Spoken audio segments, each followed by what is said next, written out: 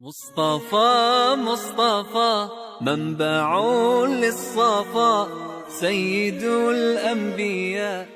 ایک صحابی نے عرض کی حضور نماز میں دل نہیں لگتا، میرا قرآن پاک میں دل نہیں لگتا، درود و سلام میں دل نہیں لگتا۔ آمینہ کے معصوم لال نے کیا جواب دیا؟ حضور نے فرمایا جا اپنی نظر جا کے پاک کر لے، اللہ کے نبی کا وعدہ ہے تیرا سجدے میں دل لگنے لگ جائے گا۔ جا اپنی آنکھ کو طہارت دے، وضو کرا، نظروں کو پاک کر، اللہ کے رسول کا وعدہ ہے تیرا قرآن پاک میں دل لگے گا۔ جا جا کے اپنی نظر کو پاک کر، وعدہ ہے تیری زبان پہ درود و سلام جاری ہو جائے گا، اللہ کا ذکر جاری ہو جائے گا۔ اور نماز کے جہاں اور بہت سارے فوائد ہیں وہاں یہ بھی ارشاد فرمایا کہ ان الصلاۃ تنہا عن الفحشاء والمنکر، فرمایا بے شک نماز منع کرتی ہے بے حیائی سے اور برے کاموں سے۔ نبی رحمت علیہ السلام کی خدمت میں عرض کیا گیا تھا کہ یا رسول اللہ صلی اللہ علیہ وسلم، ایک شخص رات کو نماز پڑھتا ہے پر سویرے چوری بھی کرتا ہے۔ ہم تو بڑی جلدی کہہ دیتے ہیں نا کہ کیا فائدہ اسے اس کی نماز کا، کیا فائدہ اسے اس کی عبادت کا۔ حضور صلی اللہ علیہ وسلم کی جب بارگاہ میں یہ سوال پوچھا گیا کہ حضور رات کو عبادت بھی ٹھیک کرتا ہے اور سویرے چوری بھی کرتا ہے تو حکم کیا ہے؟ تو حضور علیہ السلام نے فرمایا اگر وہ پابندی سے نماز پڑھتا رہا نا تو اس کی نماز اس سے چوری چھڑوا دے گی، اس لیے کہ نماز بے حیائی اور برے کاموں سے روک دیتی ہے۔ اگر کوئی کمزوریاں ہیں انسانی تقاضوں کے تحت تو نماز کی پابندی کریں۔ اگر آپ نماز کے پابند ہو گئے نا، کچھ وقت لگے گا تو پھر وہ بھی ساری کمزوریاں اللہ دور فرما دے گا۔ شرط یہ ہے کہ اس کو پابندی کے ساتھ پڑھتے رہیں۔ کچھ دوست کہتے ہیں نماز میں دل نہیں لگتا، تو میں نے کہا نہ بھی لگے تو پھر بھی پڑھے۔ تو میرا سوال یہ ہے کہ ایک آدمی بالکل فارغ ہے، سوائے نماز کے، عبادت کے، سونے کھانے کے اسے کوئی کام نہیں، اور ایک شخص بیچارہ مزدور ہے، وہ ریڑھی لگاتا ہے، مثال دینے لگا ہوں، وہ ریڑھی لگاتا ہے، اس کے پاس دکان بھی نہیں ہے کہ وہ شٹر نیچے کرے یا تالا لگا کے چلا جائے۔ اب وہ نہ کسی کو کہہ کے آیا کہ یار ذرا 10 منٹ ٹھہرنا میں نماز پڑھ کے آیا، تو وہ چلا گیا۔ وہ بڑا بے چین ہے کہ میری پیچھے ریڑھی بھی ہے، وہ بندہ جلد باز نہ ہو جائے، وہ نکل نہ جائے، وہ میری تھوڑا سا میرا راس ہے، 2-4 ہزار کا مال ہے، غریب آدمی۔ نماز بھی اس نے پڑھی، توجہ اس کی پیچھے لگی رہی۔ ایک بالکل فارغ تھا، کوئی مجبوری نہیں تھی، اس نے بھی نماز پڑھی۔ آپ یہ بتائیے کہ زیادہ ہمت کس نے کی؟ اس کا تو دل ہی نہیں لگا نماز میں، ریڑھی کی فکر تھی، لیکن ہمت زیادہ اس نے کی، اس لیے کہ اس کی مجبوری ہے، اس کے لیے آزمائش پیچھے کھڑی ہے، تیار ہے۔ دوائی کھانے میں دل لگتا ہے؟ کیوں کھاتے ہو؟ میں دل ہی نہیں لگ رہا آپ کا۔ خدا نہ خواستہ خاکم بدن، اللہ ہم سب کو معاف فرمائے، اگر بچے کا آپریشن کرانا پڑ جائے تو دل کرتا ہے؟ کیوں کراتے ہو؟ اس کے لیے ضروری ہے۔ تو بھائی یہ فلسفہ ہی غلط ہے کہ میرا دل نہیں لگتا تھا تو میں نے چھوڑ دی۔ دل تو کئی دفعہ انسان کا دکان پہ بھی نہیں لگتا، بیچ دو گے؟ نہیں دل کرتا کام پہ جانے کو تو ریزائن کر دو گے؟ تو یہ تو بالکل سرے سے بات ہی بڑی عجیب ہے۔ ہاں دل لگنا چاہیے، نماز سے دلچسپی ہونی، لیکن نہ بھی لگے تو ہم کو دل کے لیے نماز نہیں پڑھ رہے، رب کے لیے نماز پڑھ رہے ہیں۔ ہاں یہ بات سمجھ لیں، نماز دل کے لیے نہیں، نماز وہ دیکھیں نا، ایک صاحب کہتے ہیں جی میں 5 نمازیں پڑھتا ہوں تو روزی میں برکت پھر نہیں ہوتی، تو میں کہتا ہوں وہ عبادت کرتے ہو کہ تجارت کرتے ہو؟ پیسے کمانے گئے تھے؟ پیسے کمانے گئے تھے کہ نماز پڑھنے گئے تھے؟ تو نماز آپ کو بے حیائی اور برے کام سے روک دے گی، پر شرط یہ ہے کہ نماز کی پابندی کرے اور بر وقت پڑھیں اور تھوڑی صحیح کر کے پڑھیں۔ مطلب نماز پڑھی جاتی ہے، اہتمام نہیں ہوتا، یعنی لوگ بھاگ کے وضو کرتے ہیں، فٹافٹ آتے ہیں، بھئی آج ہو گیا ہے۔ بڑی جو بندہ گاڑی بھگا کے لاہور پہنچنا چاہے تو وہ 15 منٹ جلدی پہنچ سکتا ہے، 1 گھنٹہ پہلے پہنچ سکتا ممکن نہیں میرے عزیز، ہو نہیں سکتا۔ جلدی نماز پڑھنے سے آپ کیا کر لیں گے؟ صحیح کر کے پڑھیں، سونی کر کے پڑھیں، تسلی کے ساتھ پڑھیں، ٹھنڈے دل کے ساتھ پڑھیں۔ مطلب نماز پڑھیں تو پھر مزہ آئے۔ امام اعظم کا ایک پڑوسی ہے تو وہ کہتا ہے کہ امام صاحب نا گرمیوں کے دنوں میں نا چھت پہ چڑھتے تھے، کیونکہ میرے گھر میں عورتیں نہیں تھی، مرد ہی تھے زیادہ، اور میرا ایک بچہ تھا چھوٹا۔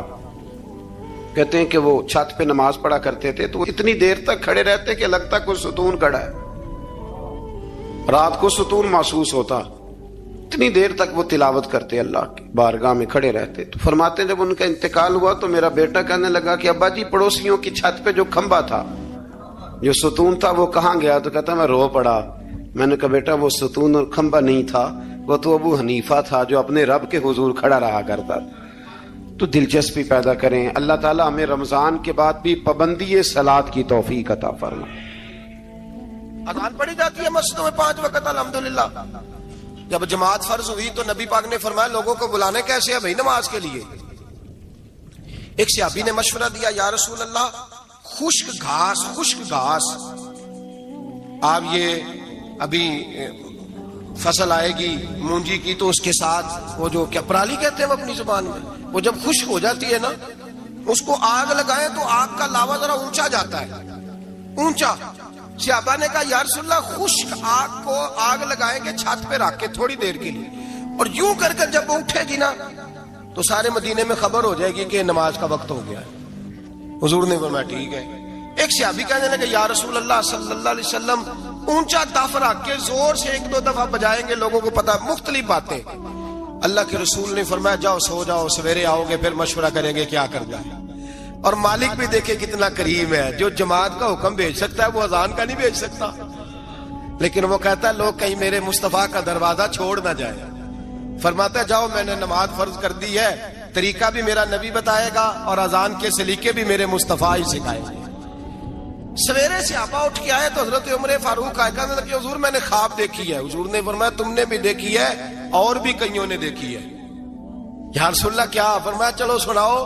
ایک صحابی اٹھے کہنے لگے حضور میں نے خواب دیکھی ہے کہ میں ایک بندہ کانوں میں انگلیاں لے کے کھڑا ہے اور کعبے کی طرف منہ کر کے کہہ رہا ہے اللہ اکبر اللہ اکبر اشہد ان لا الہ الا اللہ اشہد ان محمد رسول اللہ حی علی الصلاۃ حی علی وہ یہ کلمات پکار رہا ہے. حضور نے فرمایا چل تو بھی سنا. کہنے لگا حضور سنانا کیا ہے؟ یہ جو اس نے دیکھا ہے وہی میں نے دیکھا ہے. تیسرے سے کہا تو بھی سنا. کہا حضور جو اس نے دیکھا ہے وہی میں نے دیکھا ہے. چوتھے سے کہا حضور میں نے بھی یہی دیکھا ہے. فرمایا تم نے دیکھا نہیں، یہ میرے رب نے تمہیں دکھایا ہے، یہ اللہ نے تمہیں دکھایا ہے. فرمایا اب نہ آگ جلے گی نہ یہاں کچھ اور ہوگا، بلکہ میرا بلال چبارے پہ چڑھا کرے گا، مینارے پہ کھڑا ہوا کرے گا، اللہ کا نام بھی پکارے گا اور میرے ترانے بھی پڑھا کرے گا. اب اذان ہوگی اور قیامت تک اذان جاری. تو اذان کس سے ثابت ہوئی؟ صحابہ کی خواب سے. کہاں سے آئی؟ صحابہ کی. تو دین میں اگر خواب کوئی اہمیت ہی نہیں رکھتا، اتنا بڑا کام خواب کے ذریعے ہو گیا، تو میرے بھائی خواب کی حیثیت ہے، خواب کو سمجھیں. میرے نبی پاک غلاموں کی خواب میں آتے ہیں، حضور جلوے. اور ایک بات سن لیں، نبی پاک صلی اللہ علیہ وسلم نے فرمایا جس نے خواب میں مجھے دیکھا اس نے مجھے ہی دیکھا ہے.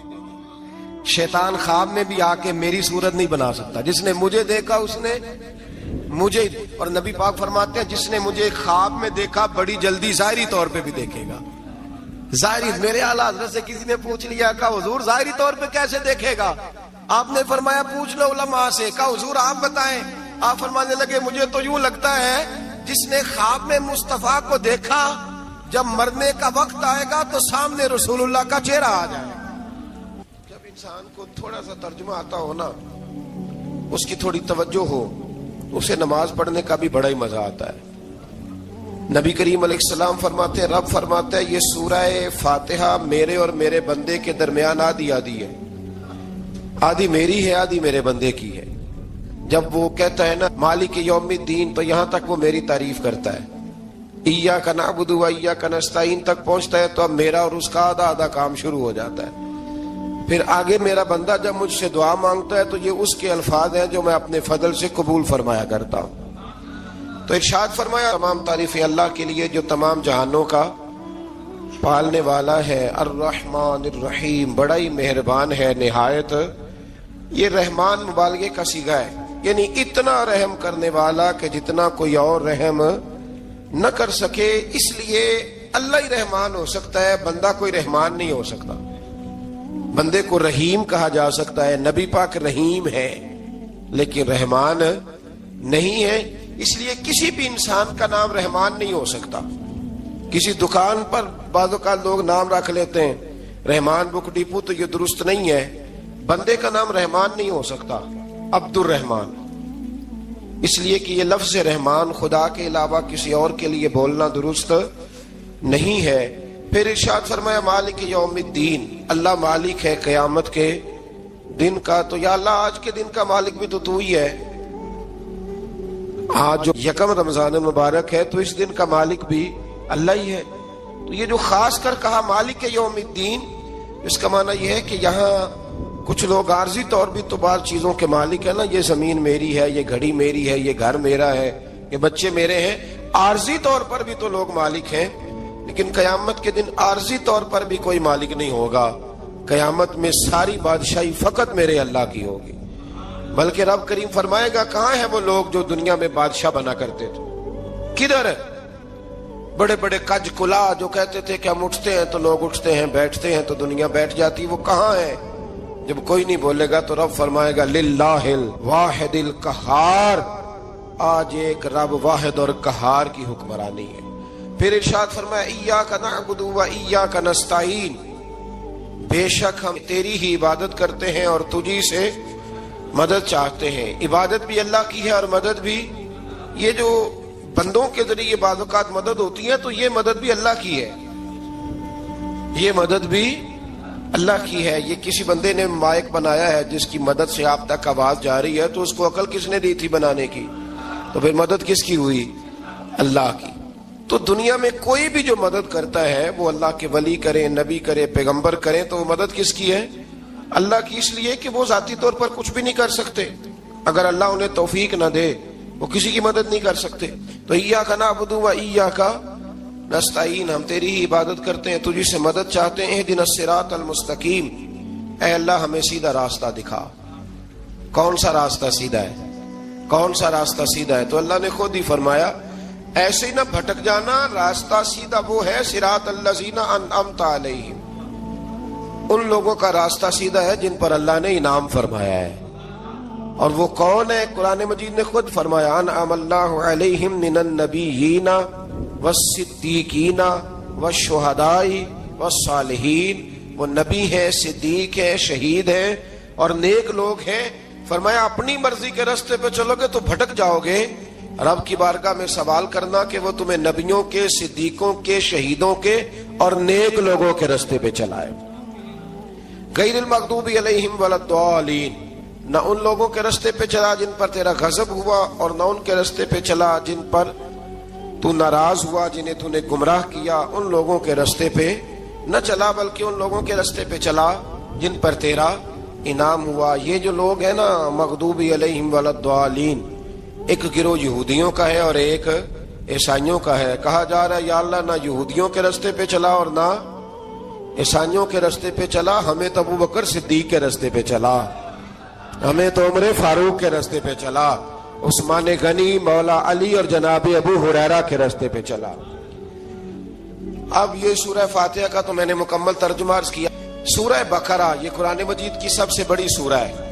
ایک حدیث اس کی فضیلت پہ سن لے، نبی کریم علیہ السلام نے فرمایا جس گھر میں سورۃ بقرہ پڑھی جائے نا، فرمایا جن کیا وہاں سے تو شیطان بھی بھاگ جاتا ہے۔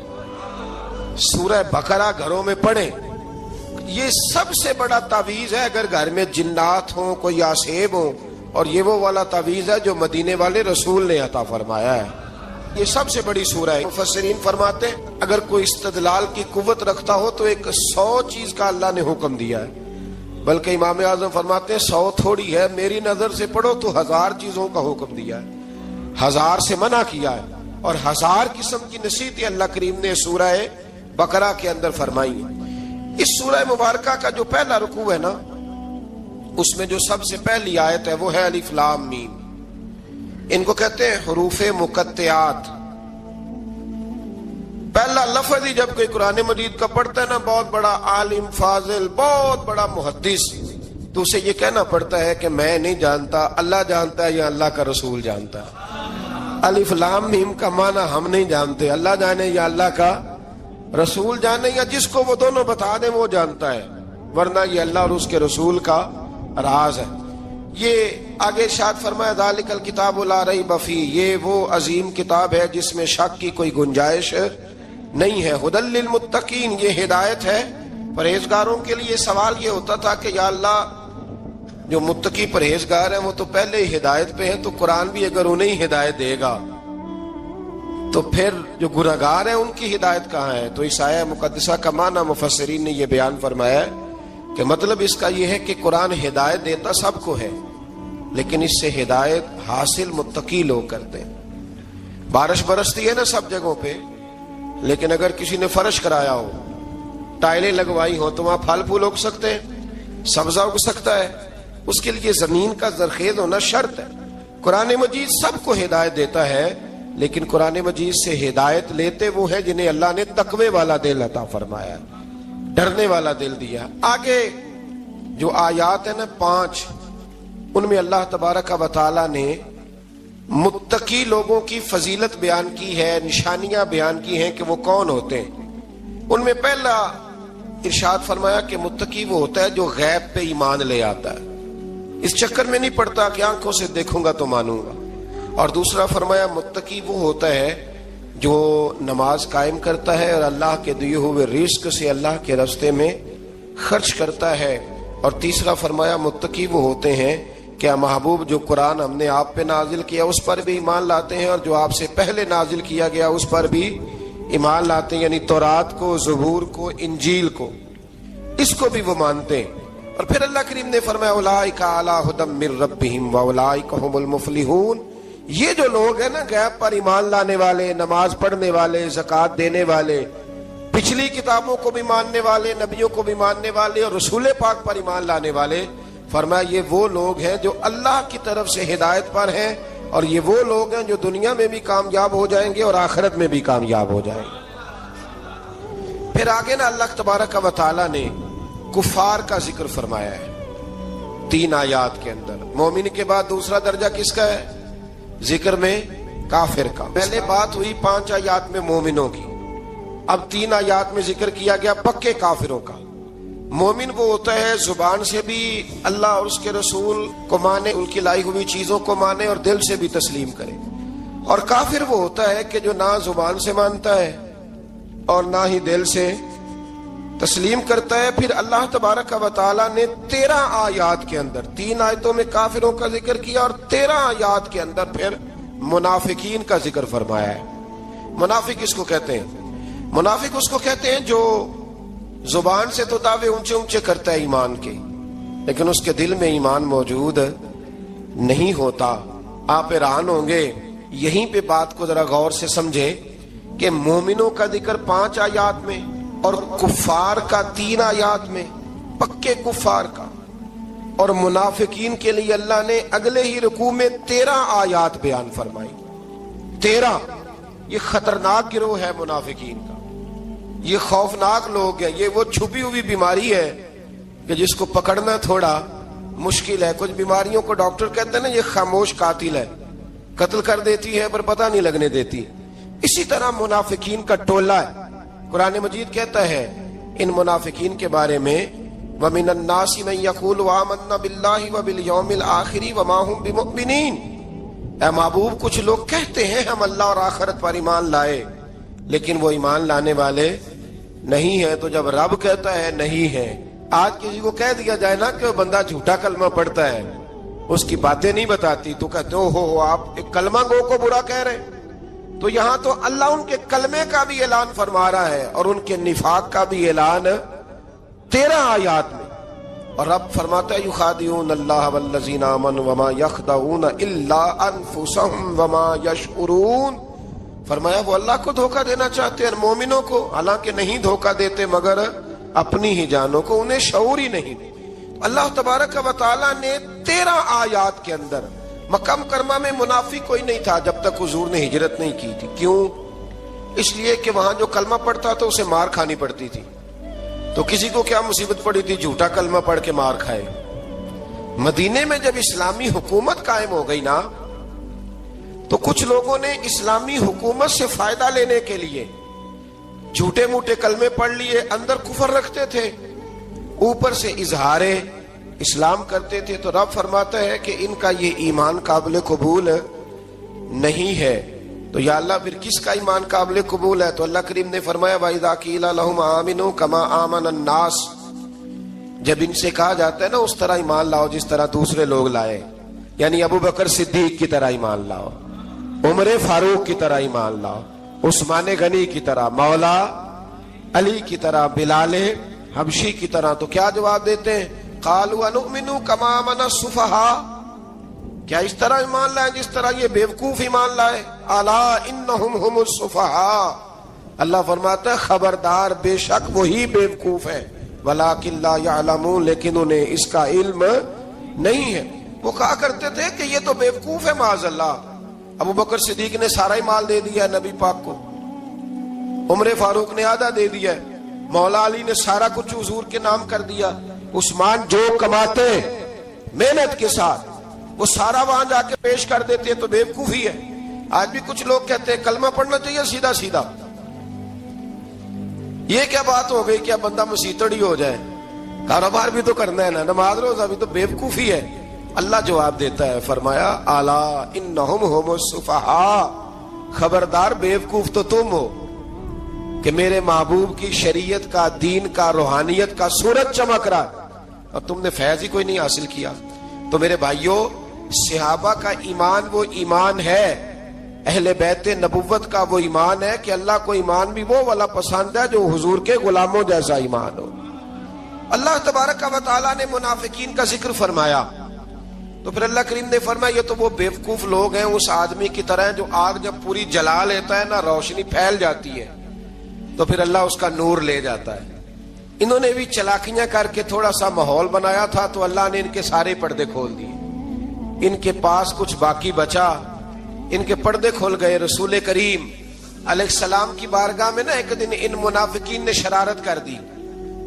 منافقین نے شرارت کیا کی؟ جب حضور صلی اللہ علیہ وسلم نے فرمایا نا پوچھو جو پوچھنا ہے، تو امام راضی کہتے ہیں یہ پیچھے نمازیں پڑھتے تھے، یہ 313 تھے حضور کے پیچھے۔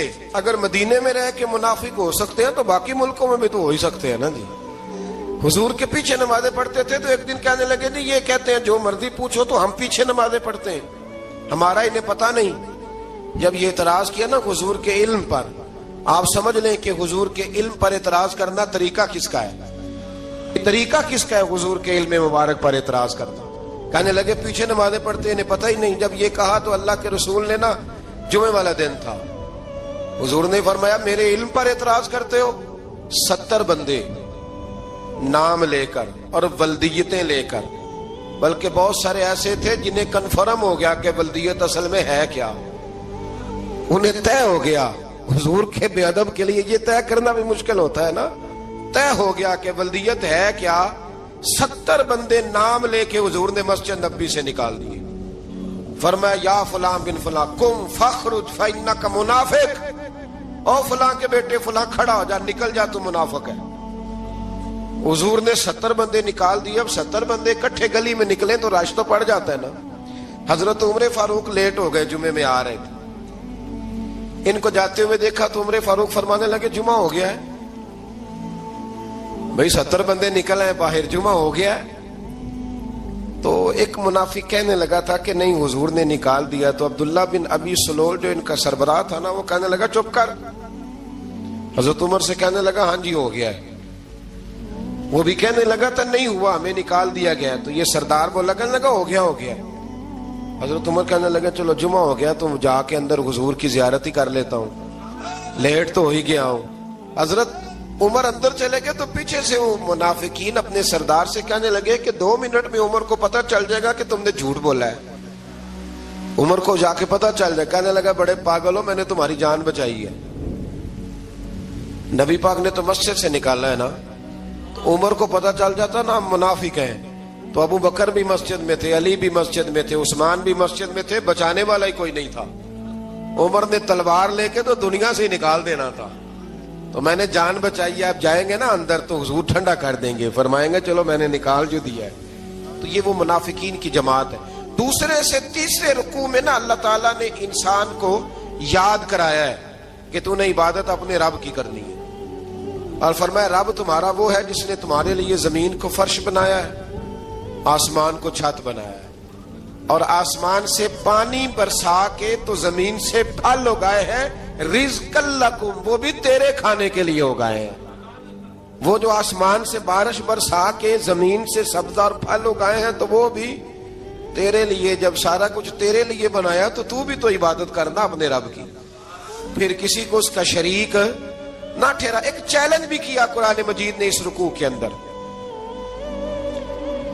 کہا کرتے تھے مکے کے لوگ کہ آپ قرآن مجید کی آیتیں نبی کریم علیہ السلام سے کہا کرتے تھے کہ معاذ اللہ آپ خود بناتے ہیں، بنا کے لاتے ہیں۔ تو اللہ کریم نے فرمایا وَإِن كُنتُمْ فِي رَيْبٍ مِّمَّا نَزَّلْنَا عَلَىٰ عَبْدِنَا فَأْتُوا بِسُورَةٍ مِّن مِّثْلِهِ، اگر تمہیں شک ہو نا اس میں جو ہم نے بندہ خاص پہ نازل کیا ہے تو تم بھی اس جیسی ایک صورت بنا کے لاؤ۔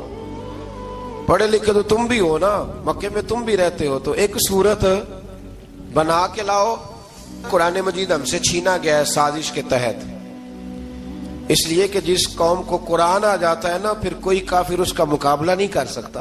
دیکھیں نا اگر کافروں کے پاس جواب ہوتا قرآن پاک کا تو بدر اور احد میں نا کوئی آیت بنا کے لاتے قرآن کے مقابلے کی، تلواریں لے کے نہ آتے، ان کے پاس جواب ہی نہیں تھا۔ اور قیامت تک کسی کافر کے پاس قرآن مجید کا کوئی جواب، قرآن کا کوئی جواب، قسم اللہ کی جواب کوئی نہیں قرآن کا، اس کا کوئی جواب نہیں۔ کیا بات ہے قرآن پاک کی۔ وہ ایک دفعہ مسلمہ کذاب بے ایمان کہنے لگا میں نے بنا لیا ہے قرآن پاک کا جواب، معاذ اللہ۔ جواب کیا بنایا؟ وہ صورت ہے نا القاریۃ ملقاریہ وما ادراک ملقاریہ، کھڑکھڑانے والی کیا ہے، کھڑکھڑانے والی تمہیں کیا پتا کیا ہے کھڑکھڑی، قیامت کا ذکر ہے۔ کہنے لگا میں نے اس کی ایسی صورت بنا لیا، تو کیا بنایا؟ الفیل ملفیل وما ادراک ملفیل، کہنے لگا ہاتھی، تمہیں کیا پتا کیا ہاتھی، تم کیا جانو کیا ہاتھی۔ تو پاس جو اس کے اپنے بیٹھے تھے نا چیلے، کہنے لگے چپ کر جا، سارے زمانے کو پتا ہے ہاتھی کیا ہوتا ہے۔ تو پاگل ہے، اس کے دو کان ہوتے ہیں، ایک سونڈ ہوتی ہے، چار اس کے پیر ہوتے ہیں۔ بیوقوف آدمی قرآن کا مقابلہ کرنا ہے تو وہ چج کے ساتھ کر، پاگلوں کی طرح مقابلہ کرے گا، جوتے کھائے گا بھی ہمیں بھی پڑھوائے گا۔ تو قرآن مجید کا کوئی مقابلہ کر سکا؟ تو اس آیہ مبارکہ میں اللہ نے کافروں کو یہ کہا اگر مقابلہ نہیں کر سکتے تو پھر اللہ سے ڈرو، ورنہ دوزخ میں ڈالے جاؤ گے، وہ جس کا ایندھن آدمی اور پتھر ہے، اور بنائی بھی کافروں کے لیے گئی ہے۔ اعدت للکافرین، جہنم کس کے لیے بنائی گئی ہے؟ کافروں اور منافقوں کے لیے۔ مسلمانوں کے لیے بنائی گئی، مسلمان مرضی سے چھلانگے لگائیں تو ان کی موج ہے، ورنہ ان کے لیے جہنم، ان کے لیے اللہ نے جنت بنائی ہے۔ اور یہ بات کرتے ہی رب کریم نے فرمایا اے محبوب علیہ الصلوۃ والسلام مومنوں کو خوشخبری دے دے کہ اللہ نے ان کے لیے جنت بنائی ہے، اس میں باغات ہیں، انہیں رزق دیا جائے گا کھانے کے لیے، اور اس میں انہیں پاکیزہ بیویاں دی جائیں گی، اور پھر وہ اس میں ہمیشہ رہیں گے، انہیں اس سے نکالا نہیں جائے گا۔ آگے جو آیات کریمہ ہے نا اس کے اندر اللہ تبارک و تعالیٰ نے فرمایا ہے کہ اللہ حیا نہیں کرتا سمجھانے کے لیے، مچھر کی مثال بھی دینی پڑے۔ فرمایا قرآن سے کچھ لوگ ہدایت حاصل کرتے ہیں اور کچھ گمراہ ہو جاتے ہیں۔ جب لوگ اپنی مرضی کی تشریحات چاہتے ہیں تو گمراہ ہوتے ہیں، اور جب قرآن کو رسول اللہ صلی اللہ علیہ وسلم اور امت مسلمہ کی تشریحات کی روشنی میں سمجھتے ہیں تو پھر اللہ ہدایت عطا فرماتا ہے۔ نماز پڑھنے سے روزی میں برکت ہوتی ہے کہ نہیں؟ ویسے جو چوپ ہے ان کی بھی ہوتی ہے کہ نہیں؟ نماز پڑھنے سے روزی میں برکت ہے، تو پھر اس کا مطلب یہ ہے کہ جب ٹائم آئے نا نماز کا تو گاہک جتنے مرضی کھڑے ہوں پھر دکان بند کرنی چاہیے، پھر نماز پڑھنی چاہیے، کیونکہ روزی تو اللہ نے دینی ہے، گاہکوں نے تو دینی۔ تو سب سے پہلے ضروری ہے مضبوطی ایمان، توکل، اللہ کی ذات پر بھروسہ۔ آپ کبھی میدان کربلا کا پورا نقشہ اپنے سامنے رکھیں نا، پورا نقشہ، دو چیزیں ہیں۔ امام حسین کو نظر آ رہا ہے اب شہادت ہو جائے گی، اتنی بڑی فوج آئی ہے، خدا کی حکمت کے تقاضے سمجھ میں آ رہے ہیں، حالات کیا ہوں گے سمجھ آ رہی، پر ایک لمحے کے لیے بھی ان کا توکل کمزور نہیں ہوا۔ اپنے رب پر جو مضبوط بھروسہ ہے، مضبوط، سیدہ طیبہ طاہرہ حضرت فاطمہ الزہرا رضی اللہ تعالی عنہا نا اونٹ کے بالوں کی بنی ہوئی چادر اوڑھ کر چکی پیس رہی تھی، یہاں بیویاں بڑا روتی ہیں، غریبی بڑی ہے، بڑی غریبی ہے. حالانکہ اب کون بندہ پہ بند والے کپڑے پہنتا ہے جی، دور ہی گزر گیا. اب تو بڑی مشکل سے وہ لوگ ملتے ہیں جو جوتا ٹوٹ جائے تو گانٹھ کے پہنے، ورنہ تو نئے جوتے آ جاتے ہیں. حضرت سیدہ پاک اونٹ کے بالوں کی بنی ہوئی چادر اوڑھ کے چکی پیس رہی تھی. نبی پاک صلی اللہ علیہ وسلم نے دیکھا، آنکھوں میں آنسو ضرور آئے، پر محبوب نے فرمایا فاطمہ دنیا میں تھوڑی سی تکلیف برداشت کرو، قیامت کی ساری عزتیں اللہ آپ کو ہی عطا فرمائے گا. تو توکل کی مضبوطی، اللہ کی ذات پر بھروسہ، اپنے رب کریم کے ساتھ امیدوں کا وابستہ کرنا، اس سے مضبوطی آئے. دوسرا فرمایا وَعَمِلُوا الصَّالِحَاتِ، بہترین عمل کیا جائے زندگی میں، نیک اعمال کیے جائے، وقت ضائع نہ کیا جائے. ہر وقت کوئی نہ کوئی کام بندہ کرتا رہے. یہاں بہت سارے لوگ ہیں جن کو لوگ نیک کہنا شروع کر دیتے ہیں نا، وہ سمجھ لیتے ہیں شاید ہم سچی مچی نیک ہیں. لوگ جو کہتے ہیں حضرت صاحب قبلہ، پیر صاحب قبلہ، میں یہ طالب علموں کو، دوستوں کو، بلکہ اپنے آپ کو بھی کئی دفعہ کہتا رہتا ہوں، اپنے آپ کو سمجھاتا ہوں کہ یہ لوگ تجھے کہہ رہے ہیں حضرت صاحب، یہ تو رات کو تو اپنے آپ سے پوچھنا، اپنے رب سے پوچھ. کبھی موقع ملے تو اپنی گریبان میں جھانک، غور کر کے تیری کیفیت کیا ہے. تنہائی میں تیرا دل اللہ سے جڑتا ہے کہ نہیں؟ عبادت میں دل لگتا ہے کہ نہیں؟ خدا کا خوف دل میں رہتا ہے کہ نہیں؟ غریب کی محبت، عزیزوں قربت والوں کا احساس طبیعت میں موجود رہتا ہے کہ نہیں؟ ویسے تو میرا مطلب ہے، لوگ کہہ دیتے ہیں حاجی صاحب آپ بڑے سخی ہیں، تو اس سے تو نہیں نا بندے نے سخی ہونا. سخی تو تب ہونا ہے جب اللہ کی بارگاہ میں مقبول ہوگا. اعمال صالحہ، نیک کام، اور وہ کرتا رہے بندہ، کوئی بھی کام اسے نیکی کا مل جائے نا. دیکھو نبی پاک صلی اللہ تعالی علیہ وسلم نے فرمایا نیکی کو کبھی حقیر نہیں سمجھنا، کبھی حقارت سے نہیں نیکی کرنی کہ یہ بڑی چھوٹی ہے تو میں اس کو کروں. اب فرمایا کبھی حقیر نہ سمجھنا، نیکی کا کام جو بھی ملے کر دینا. فرمایا اگر بھائی سے مسکرا کے ملو گے بھی نا تو اس پر بھی اللہ تمہیں صدقے کا ثواب عطا کرے گا.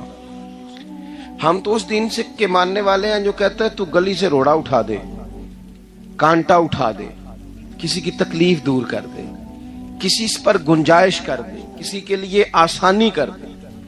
جو بھی خیر کا کام میسر آئے پورے دن میں اسے چھوڑے نہیں. صبح گھر سے نکلیں، وہ ایک صحابی تھے، غالباً تابعی تھے، تو بازار جاتے اپنے غلام کے ساتھ تو سارا بازار گھوم کے واپس آ گئے. خادم نے کہا جناب کو نہ کوئی خریدا نہ کچھ بیچا، تو آپ سارا بازار گھوم کے آ گئے. فرمانے لگے تیرا کیا خیال ہے؟ میں نے کچھ بھی نہیں کیا. کہا جناب پھر کیا کیا ہے؟ فرمانے لگے تم نے دیکھا جو بندہ بھی گزرا ہے میں نے اس کو کہا السلام علیکم، تو کتنی کو نیکیاں میں جمع کر کے آ گیا ہوں.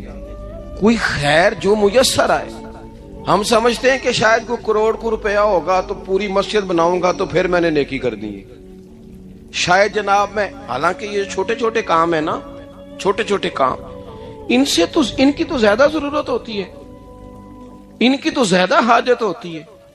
کوئی آپ رستے میں گزر رہے ہیں تو نیچے کوئی کھڈا بنا ہوا ہے تو اس پر ہم کیا کرتے ہیں؟ گاڑی میں بیٹھ کے تبصرہ کرتے ہیں اے روڈ کھورے کدو بننا ہے. بھئی یہ کھڈا ہے نا تو آپ نیچے اترے نا، تو آپ دھابڑا لیں نا، کئی پکڑے نا، یہ تو 5 منٹ کا کام ہے. یہاں آسانی کر دیں نا، آپ اس میں گنجائش کر دیں. حضور سید عالم علیہ السلام نے فرمایا، امام راضی نے حدیث لکھی ہے، قیامت کے دن ایک بندے کو اللہ معاف کرے گا تو مالک وہ بندہ عرض کرے گا یا اللہ میں تو بڑا گناہگار ہوں، کس وجہ سے معافی ہوئی؟ فرمایا رات کے وقت تو گزر رہا تھا، تیرے پیر سے روڑا ٹکرایا تھا اور تو نے اٹھایا ادھر ادھر دیکھ کے کہ کوئی اللہ کے کسی بندے کو تکلیف نہ ہو جائے.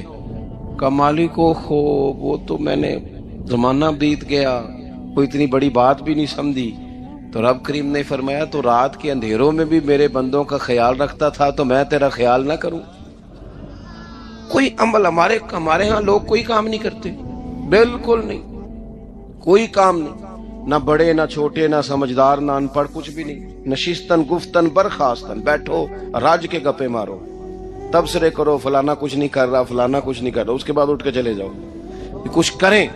وعملوا الصالحات، نیکیاں جمع کریں زندگی میں، خزانہ بنائیں، خزانہ. اپنی ڈیوٹیاں اپنی ذمہ داریاں پوری کریں. ہر وقت کام، ہر وقت ذمہ داری، ہر وقت ڈیوٹی. دیکھیں نا امام حسن اور حسین، ان کی آپ کبھی زندگی کا مطالعہ کریں. فرض نماز کے علاوہ 100 رکعت نماز نفل روز پڑھنی ہے. پتہ کرنا ہے غریب کہاں کہاں ہیں، ان کا خیال رکھنا ہے. اور نیرے پیسے نہیں دینے. ہمارے لوگ غریبوں کو پیسے ضرور دیتے ہیں، عزت نہیں دیتے. ان کو 4 پیسے کی مدد ضرور کر دیتے ہیں، پر عزت نفس کا خیال نہیں رکھتے. امام زین العابدین رضی اللہ تعالیٰ عنہ فرماتے ہیں، گزر رہے تھے، آپ دیکھیں نا، امام غزالی حدیث لائے ہیں کہ بندہ اور کچھ نہ کرے، کسی مومن کا دل راضی کر دے تو اللہ 60 سال کی نفلی عبادت کا ثواب عطا کرتا ہے. دل بدستاور کے حج اکبر است، از ہزارہ کعبہ یک دل بہتر است. کسی کا دل خوش کر دینا، اس کو راحت دے دینا، اس کو قرار دے دینا، اس کے لیے کوئی ایسا سامان کر دینا کہ بندہ مطمئن ہو جائے، سکون ہو جائے. یہ ہمارے ہاں جو لوگ ہوتے ہیں نا، سرکاری ملازمین، ڈیوٹیوں والے، ان کی طبیعتوں میں تلخی ہوتی ہے. یہ اگر صرف پیار کرنے لگ جائے نا. میں کچھ میڈیکل سے وابستہ لوگ میرے احباب میں سے ہیں، تو میں ان سے کہتا ہوں کہ شفا تو اللہ نے دینی ہے، چلو تم دوائی تو آج کے دیا کرو نا، تم آنے والے کی بات تو توجہ سے سنو. وہ بیچارہ اپنی بات، ہمارے ایک بزرگ تھے تو تعویذ لکھا کرتے تھے، بڑے عالم تھے. مجھے کچھ تھوڑی سی نا میرے دل میں ان کے بارے میں خفگی رہتی تھی کہ آپ اتنے بڑے عالم ہیں، آپ کتاب لکھیں، آپ تعویذ لکھ رہے ہیں، اور پھر لوگوں نے کمائی کرنی ہوتی ہے، آپ تو مفت دیتے ہیں سارا کچھ. اتنی لمبی ڈیوٹی، سارا دن بیٹھے رہتے ہیں آپ اور لکھتے تعویذ ہیں، پڑھائیں آپ. میں نے ایک دن ان سے گزارش کی، میں نے کہا شیخ آپ بڑے آدمی ہیں، جن لوگوں کو اللہ نے رسوخ فی العلم عطا فرمایا ہوتا ہے ان میں سے آپ ہیں. اللہ نے آپ کو پختگی دی ہے علم میں، شعوری عالم میں، آپ سارا دن تعویذ. فرمانے لگے یار میں تعویذ نہیں لکھتا، اصل مسئلہ یہ ہے کہ جو تعویذ لینے آتا ہے وہ اپنا سارا دکھ سناتا ہے. تو میں تعویذ نہیں لکھتا، میں نا بس لوگوں کے کلیجے ٹھنڈے کرتا ہوں. میں کسی کا، اب تو بچوں کے پاس ٹائم ہی نہیں، وہ تو ابا کا دکھ نہیں سنتے، بالکل نہیں. وہ تو ڈھونڈتے ہیں کوئی کونا ملے تو جا کے موبائل دیکھیں، تو بیٹھتے ہی نہیں. اماں کہہ رہی ہوتی ہے کہ پتر کو 10 منٹ میرے پاس بھی بیٹھا کر، لیکن پتر مصروف بڑا ہے، ویڈیو چڑھانی ہے اس نے، ٹک ٹاک بنانا ہے اس نے نئی تصویر چڑھانی ہے. ہم الجھ گئے. یہ چیزیں انسان کو نفسیاتی طور پر کمزور کر دیتی ہیں. جو لوگ زیادہ یہ کام کرتے ہیں ان کے حافظے کمزور ہو جاتے ہیں، وہ الجھ جاتے ہیں، انہیں پتہ نہیں ہوتا رات میں نے کیا کہا تھا، صبح میں کیا کہہ رہا ہوں. ہر وقت نہیں، ضرورت کے وقت، ہر ٹائم نہیں، مخصوص اوقات میں. حضرت امام زین العابدین رضی اللہ تعالیٰ عنہ فرمانے لگے، ہم گزر رہے تھے، امام حسین ساتھ تھے، تو رستے میں نا کچھ غربا، غریب لوگ بیٹھ کے کھانا کھا رہے تھے. کہتے ہیں ہماری ان پر نظر. آیت نمبر 46 میں اہل کتاب سے بحث اور مباحثہ اور مجادلہ کے آداب اور اسلوب تبلیغ کے شائستہ اور پسندیدہ ہونے کا بیان کیا گیا. جب آپ تبلیغ کریں تو آپ کے جملے بڑے شستہ ہونے چاہیے، صاف ستھری بات آپ کریں. قرآن مجید نے کہا نا ادعو الی سبیل ربک بالحکمہ والموعظۃ الحسنہ، لوگوں کو اللہ کی طرف بلاؤ تو خوبصورت نصیحت کے ساتھ، حکمت کے ساتھ اور اچھے انداز میں. اب تو اللہ تعالیٰ معاف کرے، کبھی کبھی سوچ میں پڑ جاتے ہیں کہ یہ مطلب کیا ہو رہا ہے. یعنی اب مولوی کے نام کے نیچے لکھا ہے فنی مولوی، مولوی کے نام کے نیچے لکھا ہے، اور اس کو دیکھنے والوں کی تعداد لاکھوں میں ہوتی ہے، کہتے ہیں یہ مولوی فنی ہے. بھئی آپ تھوڑا سمجھیں، مسجد میں تو جو آدمی زیادہ ہنستا ہے اس کی قبر میں اندھیرا ہوتا ہے. آپ یہ کیا کر رہے ہیں؟ ہاں کوئی بات ایسی آ جاتی تھی تو اللہ کے نبی بھی مسجد میں مسکراتے تھے، حضور بھی مسکراتے تھے، صحابہ بھی مسکراتے تھے. اور صحابہ کہتے ہیں حضور جب مسکراتے تھے تو دانتوں سے نور نکلتا تھا، مسجد نبی کی دیواریں بھی چمک اٹھتی تھی. لیکن یہ مطلب मौलवी को इसलिए बुलाना कि वो लतीफे सुनाएगा, वो तंज़ो मिज़ाह की बात करेगा। तो आपने क्या फर्क रखा मस्जिद में, अल्लाह के घर में और दीगर जगहों पे? आप जरा समझिए इस बात कि वही बात जो कुरान ने कही कि लोगों ने दीन को खेल तमाशा बना लिया है, माअज़ल्लाह लोगों ने खेल तमाशा समझ लिया है। किस तरफ मतलब कौम लग गई है, और बड़ा बड़ा उरूज है और बड़ी बड़ी बातें हैं। बीच में है क्या कि लतीफे सुनाए जा रहे हैं और दास्तान सराई हो रही है और कहानियां हो रही हैं, और कौम है कि वो उस पर लगी हुई। अच्छी नसीहत, खूबसूरत जुमले। मेरे रसूल करीम अलैहिस्सलाम के गुलाम कहते हैं, हुजूर जन्नत का जिक्र करते थे तो यूं लगता था हम जन्नत की सैर कर रहे हैं। हुजूर दोज़ख की बात करते तो हमारे खौफ से रोंगटे खड़े हो जाते, और हुजूर क़यामत का जिक्र करते तो यूं लगता कि निकल के बाहर जाएंगे तो क़यामत आ जाएगी। ये अंदाज था हुजूर का बात करने का। तो लिहाजा बड़ी शुस्ता, बड़ी साफ सुथरी और बड़ी मीठी और बड़ी ठंडी बात करें। दीन की बात जब आप करें तो फिर उसमें हुस्न छलके। आम आदमी और दीनदार आदमी के लबो लहजे में फर्क होना चाहिए, उसे समझना चाहिए। अल्लाह तौफीक अता फरमाए।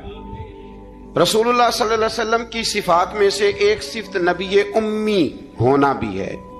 उम्मी का माना आला हज़रत ने फरमाया बेपढ़ा हुआ, जिसने दुनिया में किसी से पढ़ा ना हो, यानी आपने रस्मी तौर पर लिखना पढ़ना नहीं सीखा। इसमें भी अल्लाह ताला की बेपनाह हिकमत है कि हुजूर ने दुनिया में आके पढ़ना लिखना नहीं सीखा। आयत नंबर 48 में फरमाया कि आप नुज़ूल कुरान से पहले कोई किताब नहीं पढ़ते थे। ये बड़ी अनोखी बात का जरा समझिएगा, ये भी मेरे नबी की शान है। हुजूर ने कुरान के नाजिल होने से पहले रब फरमाता है कोई किताब पढ़ी ही नहीं, कोई किताब हुजूर ने पढ़ी नहीं। लेकिन हुजूर तौरात की बातें भी बताते थे, इंजील और ज़बूर की बातें भी बताते थे, वो नहीं पढ़ा हुजूर ने। और ना ही नबी पाक अलैहिस्सलाम दाएं हाथ से लिखते थे, लेकिन हुजूर का लिखना बहरहाल साबित है। बाद में नबी पाक का बतौर मोजज़ा लिखना साबित है, अहादीस मुबारका से साबित है। लेकिन हुजूर अलैहिस्सलाम ने ना कोई किताब पढ़ी, ना दुनिया में हुजूर किसी के शागिर्द हुए। अर्रहमानु अल्लमल कुरान, रहमान फरमाता है मैंने खुद उन्हें कुरान सिखाया है। हुजूर ने अपने रब से सीखा, डायरेक्ट अल्लाह के शागिर्द है मेरे नबी करीम। और या अल्लाह क्या सिखाया, क्या सीखा? तो फरमाया वअल्लमक मा लम तकुन तअलम, महबूब जो नहीं जानते थे रब ने सारा ही सिखा दिया है। लोग पूछते हैं आपके उस्ताद का नाम क्या है? देख जितना बड़ा उस्ताद हो शागिर्द का इल्म भी उतना बड़ा होता है। तो नबी पाक ने अल्लाह से सीखा है। अब आप अंदाजा कर लें कि अल्लाह ने क्या क्या इल्म मेरे रसूल को सिखाया है।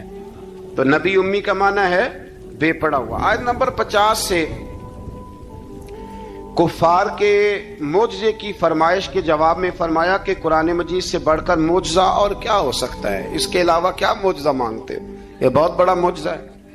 आज़ाब के मुतालबे पे फरमाया कि इसका एक वक्त मुकर्रर है, वो वक्त पे आएगा, किसी के कहने पर नहीं आएगा। आयत नंबर 56 में मोमिन बंदों को फरमाया जा रहा है कि जिस सर जमीन पर अल्लाह तबारक व तआला की रिजा के मुताबिक जिंदगी गुजारना मुश्किल हो तो अल्लाह ताला की इबादत की खातिर वहां से ऐसी सर जमीन की तरफ हिजरत कर जाओ जहां तुम बेखौफ व खतर अपने रब की बंदगी कर सको। हिजरत करने का हुक्म दे दिया अगर कहीं खुल के इबादत करने का मौका मुयस्सर ना हो। मेरा ख्याल है कि दुनिया में शायद ही कोई ऐसा खिता हो जहां खुलकर इबादत करने का मौका मुयस्सर। मैंने बरतानिया में एक मदीना मस्जिद देखी, बहुत बड़ी वसी मस्जिद। मैंने एक जुमा वहां पढ़ाया, तो जुमे के बाद हम नमाजियों के बीच बैठे। मैंने कहा हमने बड़ी शानदार मस्जिद बनाई। तो वो कहने लगे कि यहाँ की हुकूमत ने हमारे साथ ताउन किया। आप हैरान होंगे मेरी बात सुन के। वो कहने लगे जब हम मस्जिद तामीर कर रहे थे तो यहाँ से पीछे से एक रोड गुजरता था, हमारी मस्जिद में आड़े आता था, तो हमने गवर्नमेंट को एप्लीकेशन दी कि ये रोड आ रहा है। तो कहते मस्जिद की खातिर गवर्नमेंट ने रोड बंद करके रोड ऊपर से गुजार दिया है। अब तो इबादत करने की तो कोई दिक्कत नहीं, पर शर्त यह है कि इबादत करने वाले भी तो होने चाहिए ना। इबादत करने की कोई परेशानी और न भी हो तो अल्लाह के महबूब के लिए अल्लाह ने सारी जमीन को मस्जिद बना दिया है। हुजूर फरमाते हैं मेरे कदमों की बरकत से सारी जमीन मस्जिद बन गई। जहां सजदा करोगे रब कबूल कर लेगा, पर शर्त यह है कि बंदा सजदा करे। फरमाया और कितने ही जानवर हैं जो अपना रिज्क उठाए नहीं फिरते, इनको अल्लाह रिज्क देता है اور تم کو بھی، یعنی انسان کتنی ہی منصوبہ بندی کیوں نہ کرے، اسباب کا اختیار کرنا بجا ہے، لیکن رازق حقیقی طور پر صرف اللہ تعالیٰ ہی ہے۔ جانوروں کو کبھی دیکھا آپ نے کہ انہوں نے گٹھڑیاں باندھ کے اپنا رزق باندھا ہو؟ تو اللہ فرماتے ہیں جن کا کوئی سبب نہیں، جب میں انہیں دیتا ہوں تو تمہیں کیوں نہیں دوں گا؟ رزق دینے والا اللہ ہے۔ پھر آگے جا کے آیت نمبر 64 میں فرمایا کہ دنیاوی زندگی کے کھیل اور تماشا ہونے اور اخروی زندگی میں اصل زندگی ہی تمہارے لیے وہ ہے جو آخرت کی زندگی ہے۔ دنیاوی زندگی تو صرف کھیل اور تماشا ہے، کھیل ہے۔ مطلب جب کوئی دنیا سے چلا جاتا ہے تو پھر لوگ کیا کہتے ہیں؟ کوئی کیا کر سکتا ہے؟ کر سکتا ہے کچھ؟ یہ تو ایک کھیل اور تماشا سا ہے۔ مطلب میں نے بچے پالے تو پھر بعد میں میرے بچوں نے بچے پالنے شروع کر دیے، پھر ان کے بچوں نے بچے اور بہت بڑا لفظ ہے جناب یہ ہمارے پاس، بچوں کے لیے کر رہا ہوں جی۔ اور ابا جی کی عمر 85 سال ہو جاتی ہے تو بچے کہتے ہیں ابا ایک دکان ہی دے دے، تو ہنوں نہیں دینی، مجھے تو لیے کمایا ساری عمر۔ تو میں کہتا ہوں یہ جو بچوں کا بہانہ ہے نا، یہ بہانہ ہے۔ بینک بیلنس اپنے نام کا، مکان اپنے نام، گاڑی، اور روز کہتا کیا ہے؟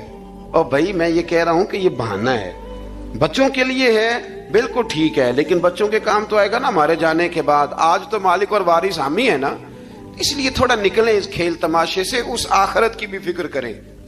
امام زین العابدین گھر میں نماز پڑھ رہے تھے تو آگ لگ گئی، لوگ بجھاتے رہے، امام صاحب نماز پڑھتے رہے۔ نماز کے بعد لوگوں نے کہا حضور ہم آگ بجھا رہے تھے، آپ نے توجہ ہی نہیں کی۔ فرمایا تم دنیا کی بجھا رہے تھے، میں قیامت کی بجھا رہا تھا، میں دوزخ کی آگ بجھا رہا تھا۔ ادھر بھی تھوڑی توجہ کریں۔ یا نبی سلام علیکہ، یا رسول سلام علیکہ، یا حبیب سلام علیکہ، صلوات اللہ علیکہ، یا نبی سلام علیکہ، یا رسول سلام سلام علیکہ، صلوات اللہ علیکہ۔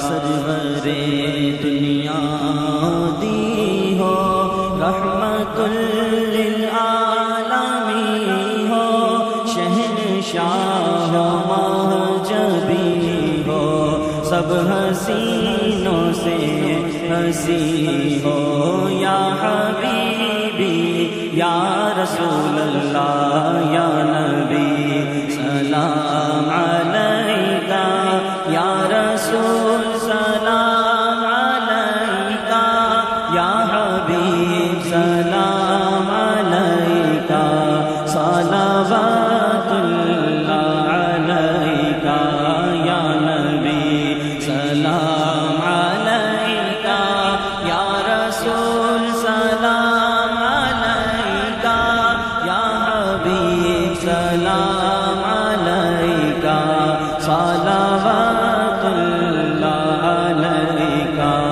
غم شناس بھی تم ہی ہو، دل کے پاس بھی تم ہی ہو، دل کی آس بھی تم ہی ہو، دل کو راس بھی تم ہی ہو، یا حبیبی یا رسول اللہ، یا نبی سلام علیکہ، یا رسول سلام علیکہ، یا حبیب سلام علیکہ، صلوات اللہ علیکہ، یا نبی سلام علیکہ، یا رسول سلام علیکہ، یا حبیب سلام علیکہ، صلوات اللہ علیکہ۔ مصطفیٰ خیر الورا ہو، سرور ہر دو سرا ہو، اپنے اچھوں کا تصدق ہم بدوں کو بھی ربا ہو، کس کے پھر ہو کر رہے ہم گر تم ہی ہم کو نہ چاہو ہم وہی سزا کے قابل، تم وہی رحم خدا ہو۔ چرخ بدلے دہر بدلے تم بدلنے سے ورا ہو، عمر بھر تو یاد رکھا وقت پر کیا بھولنا ہو۔ ہم وہی بے شرم و بد ہیں، تم وہی گانے حیا ہو، کیوں رضا مشکل سے ڈریے جب نبی مشکل کشا ہو۔ یا حبیبی یا رسول اللہ یا نبی سلام علیکہ، سرور دنیا دی ہو رحمت للعالمین ہو، شہنشاہ ماجبی ہو، سب حسینوں سے ہنسی ہو۔ یا حبیبی یا رسول اللہ یا نبی سلام علیکہ، یا رسول سلام علیکہ، یا حبیب سلام علیکہ، صلوات اللہ علیکہ، سرور دنیا دی ہو رحمت للعالمین ہو، شہنشاہ ماجبی ہو، سب حسینوں سے ہنسی ہو۔ یا حبیبی یا رسول اللہ یا نبی سلام علیکہ، یا رسول سلام علیکہ، یا حبیب سلام علیکہ، صلوات اللہ علیکہ۔ غم شناس بھی تم ہی ہو، دل کے پاس بھی تم ہی ہو، دل کی آس بھی تم ہی ہو، دل کو راس بھی تم ہی ہو۔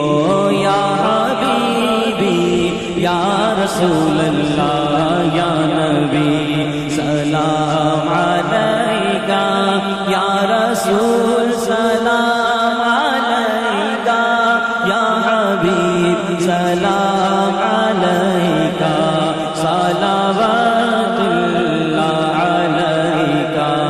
مصطفیٰ خیر الورا ہو، سرور ہر دو سرا ہو، اپنے اچھوں کا تصدق ہم بدوں کو بھی با ہو، کس کے پھر ہو کر رہے ہم، گر تم ہی ہم کو نہ چاہو ہم وہی سزا کے قابل، تم وہی رحم خدا ہو۔ چرخ بدلے دہر بدلے تم بدلنے سے ورا ہو، عمر بھر تو یاد رکھا وقت پر کیا بھولنا ہو۔ ہم وہی بے شرم و بد ہیں، تم وہی گانے حیا ہو، کیوں رضا مشکل سے ڈریے جب نبی مشکل کشا ہو۔ یا حبیبی یا رسول اللہ یا نبی سلام علیکہ، یا رسول سلام علیکہ، یا حبیب سلام علیکہ، صلوات